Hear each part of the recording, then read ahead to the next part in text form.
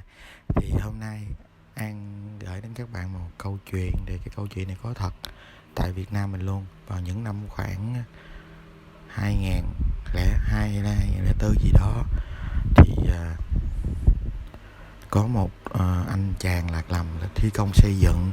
Thì cái anh chàng thi công xây dựng đó thì ảnh mới tới, thì như là mình có coi cái clip này. Thì cái clip này dàn dựng lại thì ảnh là đến cái thành phố Vinh. Thì cái thành phố Vinh đó là đang trong dự án làm công trình, thì ảnh là như là công nhân công trình hay sao. Thì ảnh mới đi tỏ tình là giống như là một con người hơi lăng nhăng á. Rồi ảnh quen một cô gái, thì lúc đó cô gái này mới lớn, đâm ra là mới 20 tuổi hay là 20, hình như là tròn 20 hay sao á, là quen ảnh. Thì trong quá trình quen ảnh á, thì có nảy sinh tình cảm và dẫn đến cái chuyện tế nhị. Thì có em bé. Thì ảnh mới, thì sau quá trình á, thì quen nhau được một thời gian, thì chị này có nhã ý là muốn ảnh là về ra mắt gia đình và để cưới. Nhưng do ảnh cứ viện lý do và không có muốn gặp. Thì một ngày nọ, cái chị này thì An xin đặt là anh B và chị C. Thì khi anh B này á vào đang trong quá trình làm việc, thì chị C này có một ngày nọ là trang điểm rất là đẹp, mặc bộ đồ và có xin phép gia đình ăn cơm xong thì đi tới gặp anh B. Thì trong quá trình gặp anh B là gặp xong là không thấy chị C về nữa. Thì vào khoảng những năm 2000 đến năm 2005, thì quá trình đó là giống như là cái đất nước mình hay trốn qua Trung Quốc để làm, nên khi gia đình lúc đó là có đi tìm kiếm. Mẹ của chị C cũng đi tìm kiếm này kia kia nọ, và gia đình cũng đi tìm kiếm. Thì nghe thông tin ở đâu thì cũng nghe nói là có cái hình dạng giống con mình. Thì mẹ của chị C đi kiếm, và mới đầu á thì tới một người thì nói là giống như là con của cô mất rồi. Thì lúc đó mới sợ thì đi kiếm, nhưng mà cứ nghĩ là con mình.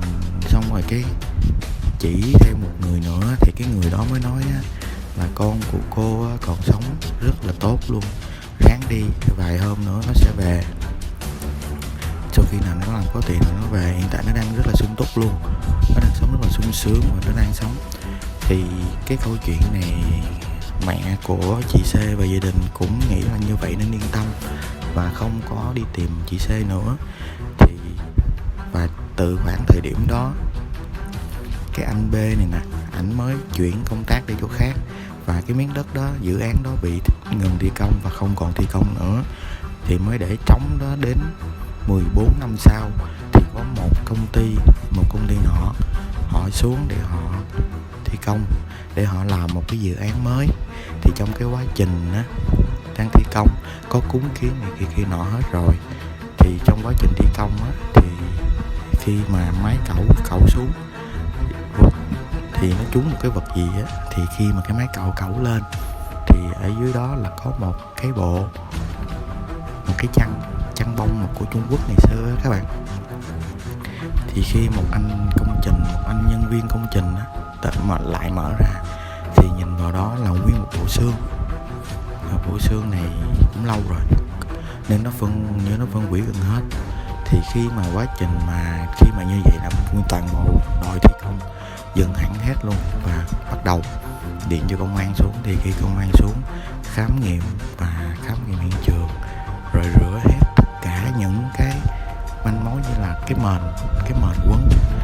Thì cái lúc mà khai quật lên đó, thì cái mền với cái áo là giống như là cái vải ni lông, nó khó bị phân hủy đó các bạn, nên nó còn y tín luôn. Thì khi mà xả nước hoặc là làm sạch cái cơ bản trước, thì khi làm sạch xong là có một anh nọ ảnh mới chạy tới.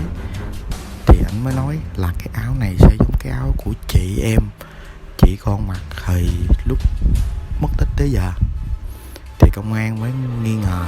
Thì khi quá trình điều tra đem về thì phát hiện ra trên bên cái hộp sọ thì nó có một cái vết giống như là vết va đập Thì theo như những cái gì mà là manh mối mất tiêu luôn, có nghĩa là 14 năm sau mới mở được lên và mới khai quật được lên là cái người đó là cái bộ xương này. Thì công an mới bắt đầu vào điều tra. Thì trong quá trình điều tra coi như là giờ chuẩn bị bế tắc rồi, thì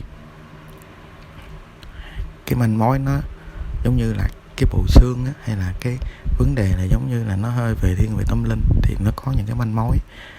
Thì khi hỏi tới thì thằng em của cái người mất đó, cái chị C đó, thì nói là lúc trước có tâm sự, trước khi mà chị đi gặp anh, chị đi chơi cái đêm đó, cái đêm định mệnh á, thì chị mới có tâm sự là nói là cái anh này tên B.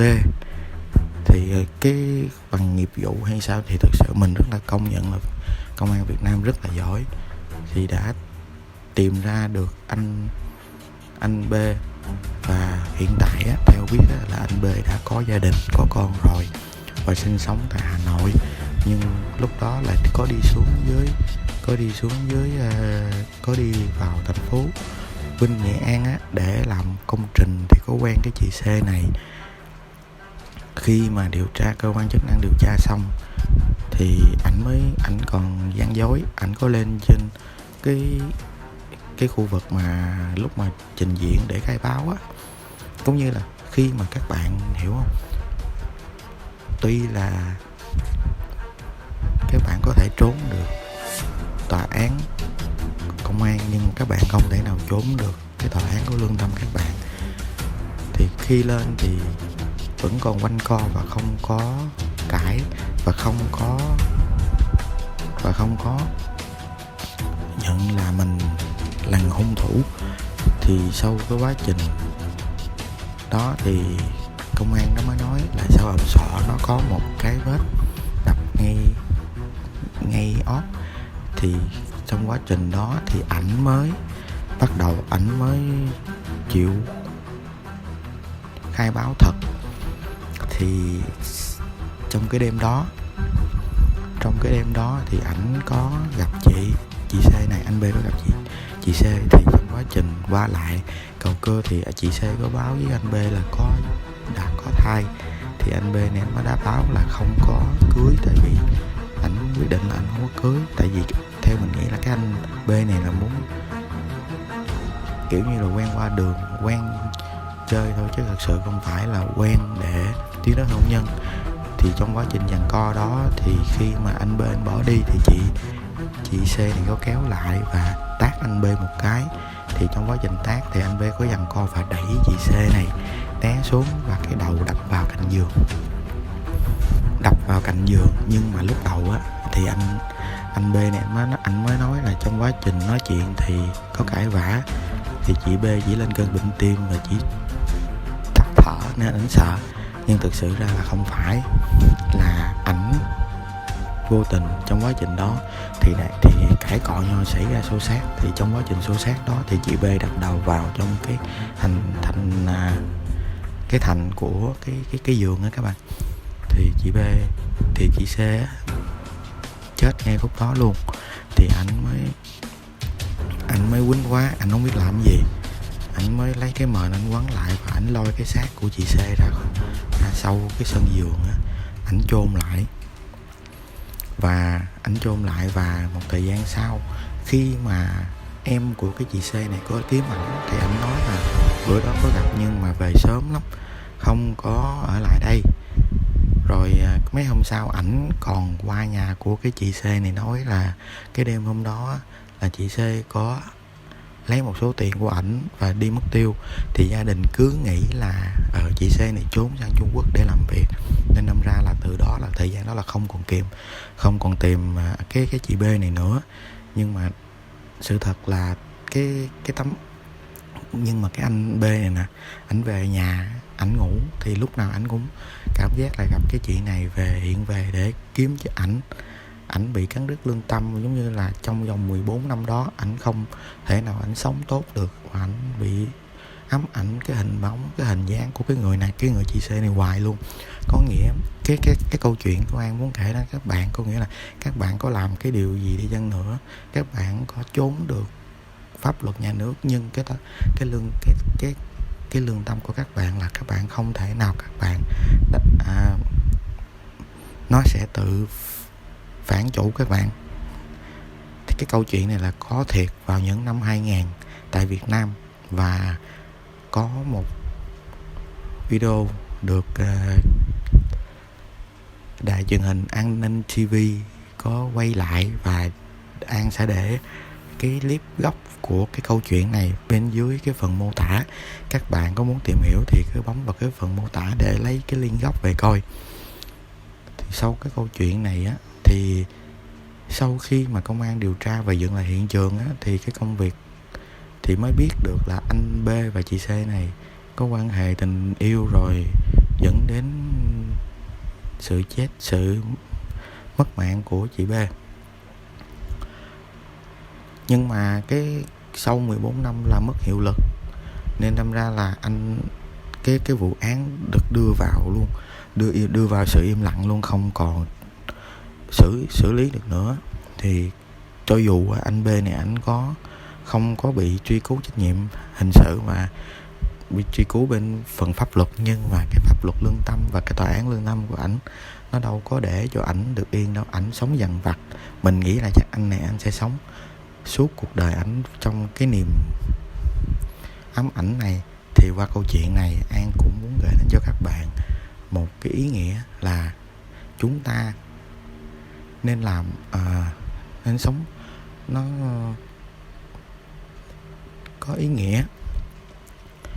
Vì trong cái câu chuyện này thì An thấy là anh B này anh không có trách nhiệm, và tất cả các giống như là khi mà thì còn cái chị C này thì chị đã giống như là chị là mới lớn, nên là con gái nông thôn mới lớn, chị đã đặt hết tình cảm của chị vào anh C, anh B này. Nhưng mà đâu ngờ anh B này chỉ vui chơi qua đường đâu. Và cái câu chuyện của An, thông điệp của An gửi đến đây đó là kết thúc. Thì các bạn nào thấy hay thì nhớ like và subscribe kênh của mình để nhận thông báo những cái video mới nhất về An kể chuyện. Thì cái câu chuyện hôm nay nó cũng không có đáng sợ, nhưng mà nó nói về cái bài học của cuộc sống.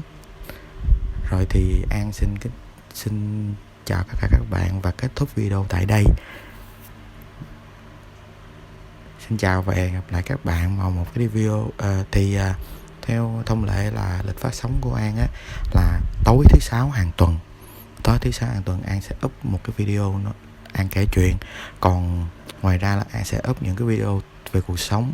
Thì khi các bạn có xem video của An, nhớ ấn like và subscribe kênh của An để có cho An được cái động lực An làm những video mới để gửi đến cho các bạn. Xin chào và hẹn gặp lại các bạn vào một video lần sau.